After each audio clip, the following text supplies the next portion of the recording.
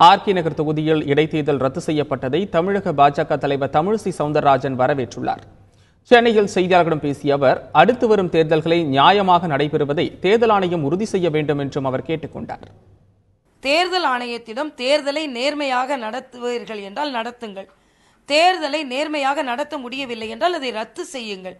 ஏனென்றால் நேர்மையாக நடைபெறாத ஒரு தேர்தலினால் நல்லவர்கள் தோற்கடிக்கப்படும் பொழுது அதில் எந்தவித பலனும் இல்லை.